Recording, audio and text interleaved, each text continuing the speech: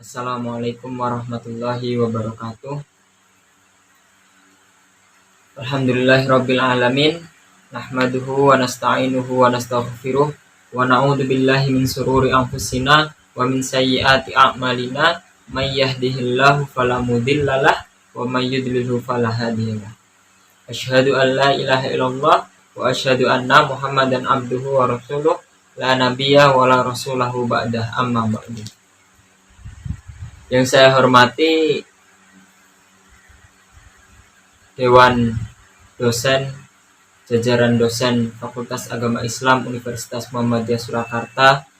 Kemudian yang saya hormati juga segenap pimpinan Komisariat Ikatan Mahasiswa Muhammadiyah Muhammad Abduh FAI UMS, dan yang saya hormati pula segenap panitia penyelenggara Masta Ikatan Mahasiswa Muhammadiyah Muhammad Abduh 2021, dan yang saya banggakan teman-teman mahasiswa-mahasiswi baru Universitas Muhammadiyah Surakarta, terutama Fakultas Agama Islam tahun 2021. Sebelumnya, perkenalkanlah, saya Hamada Perwira Matsalul A'la. Saya di sini selaku demisioner PKIMM Muhammad Abduh FAI UMS tahun 2020, yang pada saat itu status saya menjadi mahasiswa di Ma'had Abu Bakar As-Siddiq Universitas Muhammadiyah Surakarta sampai tahun kedua. Kemudian Allah memberikan kesempatan untuk saya melanjutkan kuliah di Universitas Al-Azhar Mesir, maka status saya belum selesai menjadi mahasiswa Universitas Muhammadiyah Surakarta. Nah, dengan ini saya diminta oleh panitia dan juga teman-teman pimpinan untuk memberikan pengantar materi mengenai Muhammadiyah di era milenial. Nah, perlu diketahui kenapa kemudian di rangkaian Masta Ikatan Mahasiswa Muhammadiyah itu, di situ ada pengenalan sebuah materi, dan materi itu adalah materi yang paling dasar, yaitu memperkenalkan kepada mahasiswa-mahasiswi baru tentang apa itu Muhammadiyah, kemudian bagaimana sejarah lahirnya Muhammadiyah, siapa yang mendirikan Muhammadiyah, dan tahun berapa Muhammadiyah itu ada. Nah, maka dari situ dibentuklah suatu materi untuk bekal teman-teman nanti, bekal di dalam kampus. Kemudian tidak menutup kemungkinan bahwa materi yang akan kalian dapatkan ketika Masta nanti akan bermanfaat juga untuk teman-teman di lingkungan hidup teman-teman berasal, gitu, seperti di desa atau di kota teman-teman berasal. Nah, nanti insya Allah itu akan bermanfaat. Nah, oke, kita masuk ke materi. Materi yang akan saya bawakan itu adalah Muhammadiyah di era milenial. Nah, sebetulnya Muhammadiyah di era milenial, kemudian Muhammadiyah di zaman pra-milenial misalnya. Nah, sebetulnya apakah ada perbedaan di antara Muhammadiyah pra-milenial dan juga Muhammadiyah di era milenial gitu. Sampai-sampai pembahasan yang kita akan bahas ini adalah Muhammadiyah di era milenial. Jika dikatakan ada perbedaan atau tidak, tentu jawabannya ada gitu. Entah dari sisi tokoh atau dari sisi paradigma dan lain sebagainya, pasti ada perbedaan. Akan tapi kita tidak akan membahas Muhammadiyah di pra-milenial. Kita fokus saja di Muhammadiyah di era milenial seperti itu. Di sini sudah ada materi yang disediakan oleh tim Masta dari Universitas Muhammadiyah Surakarta. Nah, di sini kita akan membahas 3 hal. Yang pertama adalah latar belakang gerakan Muhammadiyah, kemudian identitas gerakan Muhammadiyah, dan Muhammadiyah di abad kedua seperti itu. Nah, yang pertama adalah latar belakang gerakan Muhammadiyah. Sebetulnya apa sih latar belakang gerakan Muhammadiyah itu? Dan perlu diketahui bahwasannya Muhammadiyah ini itu adalah salah satu organisasi terbesar yang ada di Indonesia.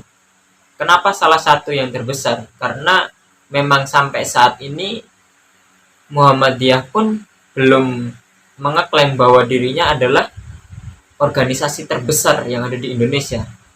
Nah, maka dari itu untuk menghindari kesalahpahaman, makanya di sini kita sebut sebagai Muhammadiyah adalah organisasi, salah satu organisasi Islam terbesar yang ada di Indonesia, seperti itu. Nah, di sini disebutkan filosofi dari nama Muhammadiyah. Sebetulnya Muhammadiyah itu bukanlah nama yang diberikan oleh Kiai Haji Ahmad Dahlan, akan tapi ada satu kerabat pada saat itu, kerabat dari Kiai Haji Ahmad Dahlan, atau yang pada saat itu atau nama kecilnya kita kenal dengan Muhammad Darwis. Nah, beliau ini punya kerabat, kemudian kerabat ini katakanlah saya kasih nama gitu kan, bukan saya kasih nama tapi memang namanya adalah Muhammad Sa'idu. Nah, jadi Muhammad Sa'idu ini merupakan kerabat dari Kiai Haji Ahmad Dahlan. Beliau mengusulkan bahwa nama untuk organisasi Islam yang sudah didirikan itu adalah Muhammadiyah. Nah, namun Kiai Haji Ahmad Dahlan ini tidak serta-merta menerima, oke, kita namai dengan nama Muhammadiyah, tidak gitu. Tapi Kiai Haji Ahmad Dahlan merenung terlebih dahulu.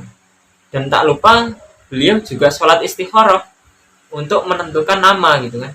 Jadi dalam faktor berdirinya Muhammadiyah itu tidak terlepas dari spirit yang berbau dengan spiritualitas gitu kan. Spiritualitas dalam beragama gitu. Jadi memang Kiai Haji Ahmad Dahlan itu benar-benar istikharah untuk memberikan nama organisasi yang baru dibentuknya itu.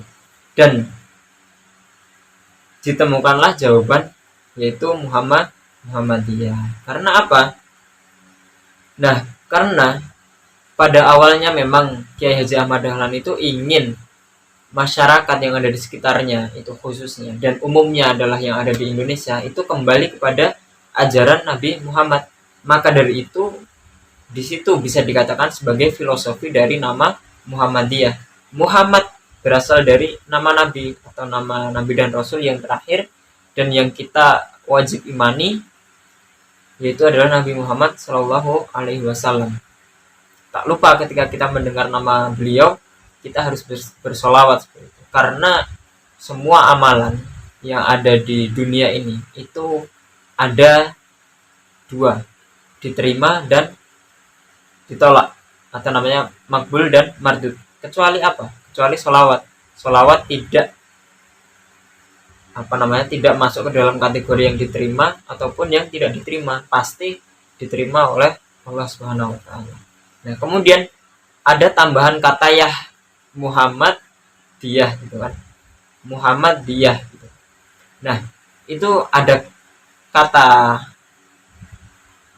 kata tambahannya di situ. Nah, dalam bahasa Arab, ya ini diartikan sebagai suatu penisbatan gitu. Suatu penisbatan kepada Nabi Muhammad. Nah, jadi kita dapat menyimpulkan bahwasannya Muhammad itu adalah pengikut Nabi Muhammad. Nah, di sini juga dijelaskan bahwasannya Muhammadiyah itu adalah kelompok pengikut Nabi Muhammad Shallallahu Alaihi Wasallam.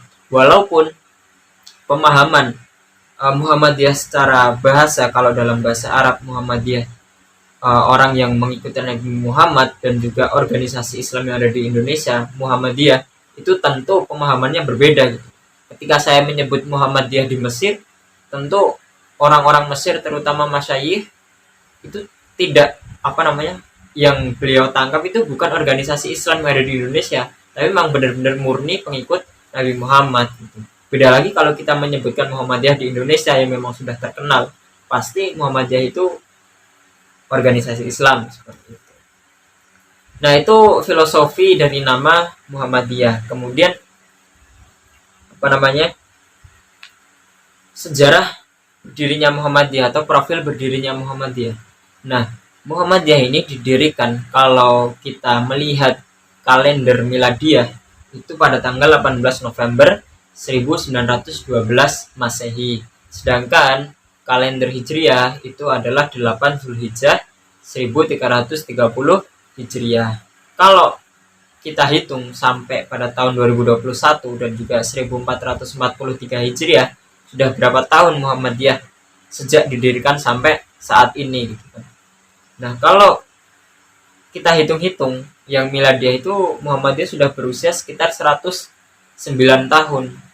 Dan ketika kita menghitung dengan kalender Hijriah, Muhammadiyah sudah berada di usia 112 tahun. Betapa ya kita bisa mengatakan tua kalau kita ukur dengan umur gitu kan. Dan kalau kita menganalogikan atau logika sederhananya, semakin tua umur itu semakin sedikit produktivitasnya, seperti itu. Ya ibarat kata kalau kita menerapkan umur ini kepada manusia, ya kebanyakan yang kita lihat saat ini ya rata-rata umur 70-80 itu produktivitasnya sudah berkurang. Akan tapi berbeda dengan Muhammadiyah ini yang justru semakin tua justru eksistensinya semakin terlihat gitu kan, sampai ke luar negeri. Bahkan nanti kita akan membahas internasionalisasi Muhammadiyah seperti itu. Jadi Muhammadiyah ini diinternasionalkan seperti itu. Nah, ada juga ketika kita menyinggung dari filosofi nama Muhammadiyah itu tadi, di belakangan ini kongres waktu itu di Semarang kalau nggak salah, tahunnya berapa saya lupa, mungkin nanti akan saya tambahkan di komentar. Nah, di situ ada 4 golongan, di mana 4 golongan itu dia berbeda pendapat tentang penggantian nama Muhammadiyah. Golongan pertama dia ingin Muhammadiyah itu ya tetap Muhammadiyah namanya, tidak mau dirubah. Kemudian yang kelompok kedua dia bilang ya Muhammadiyah itu diganti dengan Muhammadiyah Indonesia gitu. Karena apa? Karena mereka menganggap sudah ada Muhammadiyah di luar Indonesia gitu kan. Seperti contoh di Mesir, kemudian di Malaysia, di Pakistan, dan lain sebagainya. Nah, kemudian golongan yang ketiga, dia mengatakan bahwasannya Muhammadiyah itu kita ganti dengan Hindia Timur kalau nggak salah. Nah, kemudian golongan yang keempat, kemudian nggak usah diganti Hindia Timur seperti itu. Nah, maka sampai sekarang masih tetap Muhammadiyah eksis dengan nama Muhammadiyah sesuai dengan apa yang didirikan pertama kali oleh Kiai Haji Ahmad Dahlan. Nah, Kiai Haji Ahmad Dahlan ini ketika menjalani proses pendirian Muhammadiyah itu beliau berada di Yogyakarta, dan pada saat itu beliau berprofesi juga sebagai pedagang. Ya sama, ya walaupun kita tidak bisa menyamakan, akan tapi prosesnya ini hampir mirip ketika agama Islam pertama kali diutus kepada masyarakat dunia. Yang pertama Nabi Muhammad berdakwah, kemudian yang menerima hanya anggota keluarga, kemudian sahabat dekat, baru kemudian bisa diterima oleh masyarakat sekitar. Begitu pula dengan Kiai Haji Ahmad Dahlan, ketika beliau menyampaikan pembaharuan terhadap agama Islam, beliau bukan menyampaikan agama baru, tapi beliau menyampaikan suatu organisasi atau sebuah gerakan Islam di situ yang bertujuan untuk mengembalikan umat manusia itu kepada Islam yang benar gitu, Islam yang benar-benar lurus gitu. Nah, sama Kiai Haji Ahmad Dahlan juga ditolak pertama-tama gitu kan. Pertamanya ditolak, kemudian karena beliau berdagang, jadi itulah yang membantu Kiai Haji Ahmad Dahlan dalam menyebarkan gerakan Islam ini. Gerakan Islam ya, bukan agama Islam versi lain, tapi gerakan Islam seperti itu. Nah, faktor penyebab berdirinya Muhammadiyah itu ada 2. Faktor subjektif dan juga faktor objektif. Nah, faktor subjektif di sini adalah ketika Kiai Haji Ahmad Dahlan itu melihat fenomena di sekitar mereka, fenomena di sekitar tempat tinggal Kiai Haji Ahmad Dahlan, seperti misal tradisi-tradisi yang memang dalam hal agama Islam itu memang tidak ada ajarannya gitu. Jadi Kiai Haji Ahmad Dahlan itu mulai resah gitu. Bagaimana bisa agama Islam kemudian merayakan hal-hal yang tidak ada ajarannya dalam agama Islam gitu. Nah, berangkat dari hal itu, kemudian Kiai Haji Ahmad Dahlan kisahkan pada saat itu melakukan perjalanan ke Mekah untuk haji. Kemudian beliau nggak hanya melaksanakan ibadah haji saja, tapi beliau juga berguru kepada seseorang guru di Mekah gitu. Gurunya dari Indonesia juga. Nah, kemudian sekembalinya Kiai Haji Ahmad Dahlan dari Mekah, kemudian Kiai Haji Ahmad Dahlan mendirikan suatu organisasi. Pada saat itu belum ada nama Muhammadiyah. Ya organisasi, kemudian barulah muncul yaitu nama Muhammadiyah di akhiran. Nah, kemudian apalagi sih yang dipikirkan oleh Kiai Haji Ahmad Dahlan gitu kan? Ada keterbelakangan masyarakat yang hidup di saat itu, yang ada di sekitar Keraton Yogyakarta pada saat itu mengalami keterbelakangan, kemudian kemiskinan dan juga kebodohan. Nah, dari situlah salah satu faktor penyebab kenapa Kiai Haji Ahmad Dahlan mendirikan Muhammadiyah. Nah, kemudian faktor yang kedua adalah faktor objektif. Nah, faktor objektif juga kita bagi ke dalam dua hal. Yang pertama internal dan juga yang kedua eksternal. Nah, faktor internal yang yang menjadi salah satu dari faktor objektif adalah ketidakmurnian amalan umat Islam di Indonesia. Nah, jadi orang Indonesia itu memang beragama Islam, tapi amalan-amalannya itu sudah tidak murni lagi. Seperti apa yang terkenal pada saat itu adalah sesajen, kemudian hal-hal yang berbau mistis dan lain sebagainya, perilaku syirik, bid'ah, khurafat, dan juga tahayul. Nah, pada saat itu dikenal sebagai TBC, tahayul, bid'ah, dan khurafat. Nah, ketiga hal itu yang memang menyelubungi umat Islam pada saat itu, terutama di lingkungan tempat Kiai Haji Ahmad Dahlan tinggal atau di Keraton Yogyakarta. Nah, kemudian ada lagi sistem pendidikan Islam di Indonesia gitu. Jadi lembaga pendidikan Islam yang nggak dapat atau yang nggak bisa memenuhi fungsinya dengan baik, terutama sistem pesantren yang kuno gitu.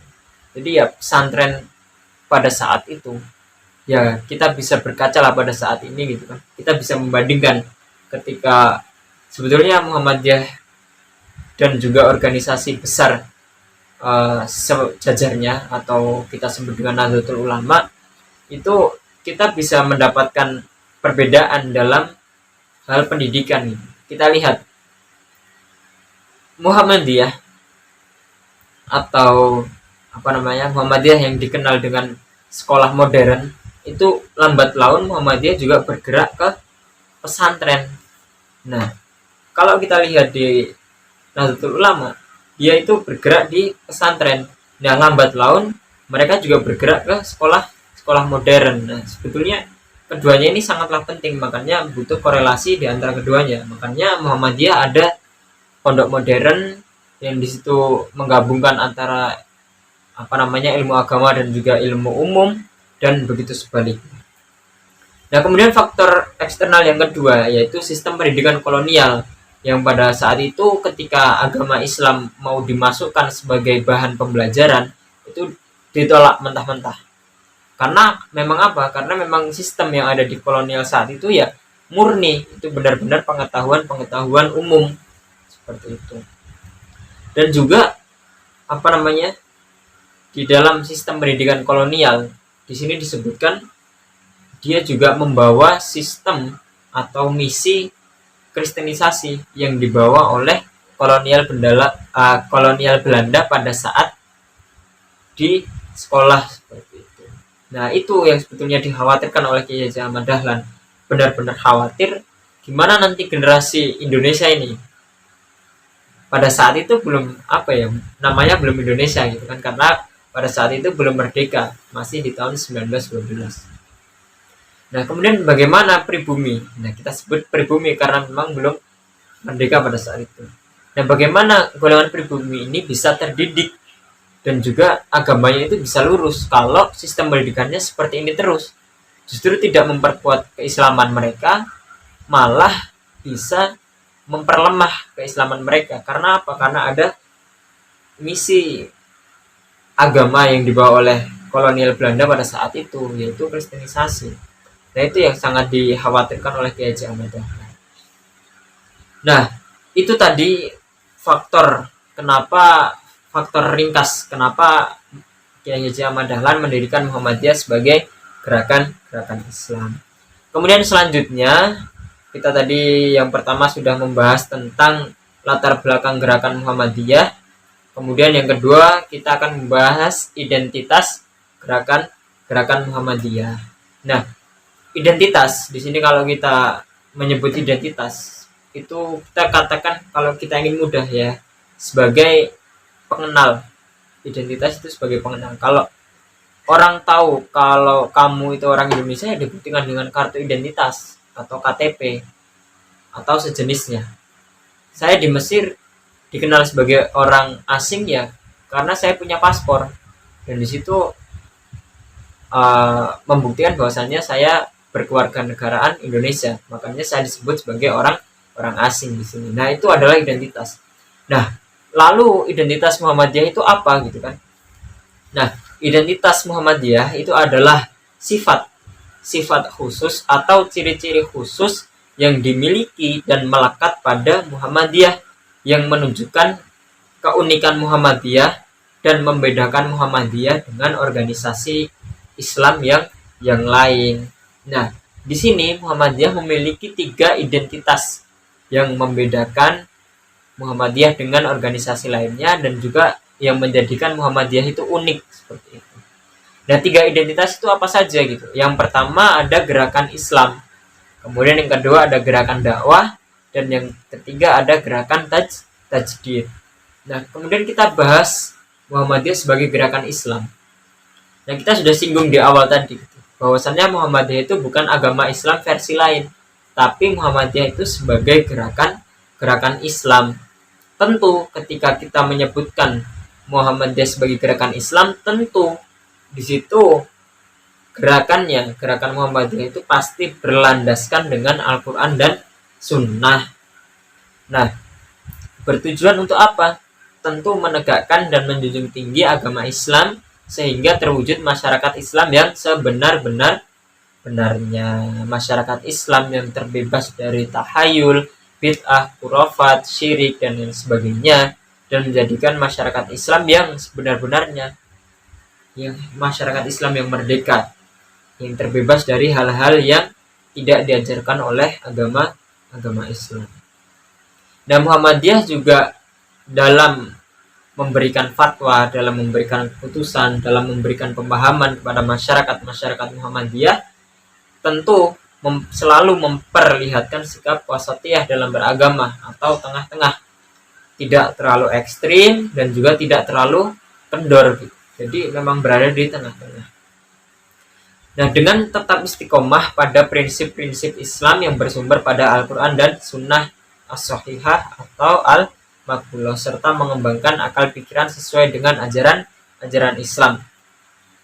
Nah, di dalam Muhammadiyah itu ada yang namanya Majelis Tabligh dan juga Majelis Tarjih Muhammadiyah.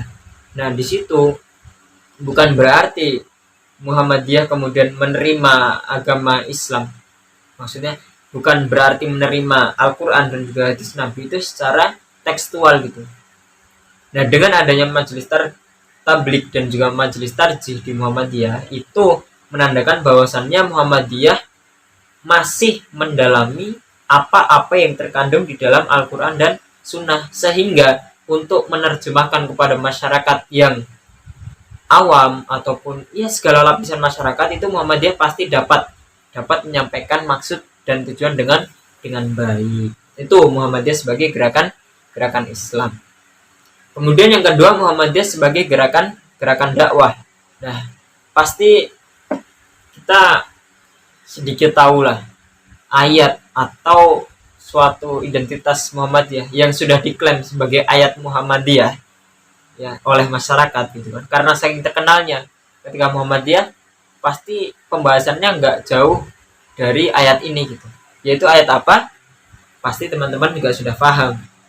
Yaitu ayat, salah satu ayat dari Quran surat Ali Imran, yaitu ayat 104. Nah, di sini berbunyi A'udzubillahi minasyaitonirrajim. Wal takum minkum ummatun yad'una ilal khair wa ya'muruna bil ma'ruf wa yanhauna 'anil munkar wa ulaika humul muflihun. Nah, hendaklah di antara kamu ini yang dikatakan kamu di sini kita khususkan ya, kepada agama Islam. Ada segolongan di antara kalian atau di antara kamu itu yang menyeru jadi kepada kebajikan dan menyuruh berbuat yang ma'ruf dan mencegah dari hal-hal yang mungkar. Nah, untuk apa? Untuk menjadikan orang-orang yang beruntung. Nah, di sini dapat kita tarik kesimpulan bahwasannya Muhammadiyah itu merupakan gerakan dakwah juga. Selain dari gerakan Islam, Muhammadiyah juga sebagai gerakan dakwah. Di mana dengan landasan ayat ini yang dilakukan Muhammadiyah itu tidak lepas dari kedua hal itu. Apa tadi? Menyeruh kepada kebajikan atau berbuat yang ma'ruf dan mencegah dari hal-hal yang mungkar. Nah, itu kenapa Muhammadiyah disebut sebagai gerakan dakwah. Nah, kemudian selanjutnya itu adalah Muhammadiyah sebagai gerakan dakwah. Nah, tadi kita sudah sepakat bahwasannya Muhammadiyah sebagai gerakan Islam, kemudian Muhammadiyah sebagai gerakan dakwah, dan juga Muhammadiyah sebagai gerakan tajdid. Nanti akan kita bahas di terakhir. Nah, kita sudah bersepakat bahwasannya Muhammadiyah ini bergerak dalam dua hal dalam lingkup dakwah, yaitu menyeru pada kebajikan dan menjauhi kemungkaran. Nah, dengan apa? Tentu dengan landasan Al-Quran dan Sunnah, sesuai dengan apa yang sudah kita pelajari di Muhammadiyah sebagai gerakan Islam. Nah, itu. Nah, kemudian yang selanjutnya di sini ada tiga hal yang mendasari Muhammadiyah itu harus berbuat kebajikan atau menyuruh kepada hal-hal yang ma'ruf. Yang pertama itu adalah Muhammadiyah meletakkan kitab atau strategi dasar perjuangannya. Jadi Muhammadiyah itu merupakan organisasi yang sistematis, terstruktur, dan ya istilahnya rapi dalam hal misi dakwah, rapi dalam hal administrasi organisasi, dan rapi atau tertib dalam anggota-anggotanya gitu. Nah, itu jadi Muhammadiyah nggak sembarang ketika mengutus dai-dainya, itu pasti Muhammadiyah akan memberikan bekal terlebih dahulu. Contoh salah satu bentuk konkret Muhammadiyah menyiapkan kader-kadernya untuk berdakwah yaitu dengan adanya pendidikan ulama tarjih Muhammadiyah atau yang kita kenal dengan PUTM yang ada di Jogja seperti itu. Nah, di situ pendidikan atau PUTM ini memang benar-benar khusus dibentuk untuk generasi-generasi muda atau generasi-generasi sejajar dengan kita itu berkuliah khusus untuk memang kedepannya nanti dibentuk sebagai ulama-ulama tarjih di Indonesia khususnya seperti itu. Nah, kemudian yang selanjutnya adalah adanya manifestasi dakwah Islamiyah atau kita sebut dengan AUM atau amal usaha milik Muhammadiyah. Nah, Muhammadiyah itu bergerak dalam dakwah itu tidak hanya sekedar di atas mimbar yang kita ya sama seperti ketika kita mendengar seorang pendakwah, pasti apa yang ada di pikiran kita adalah orang yang berbicara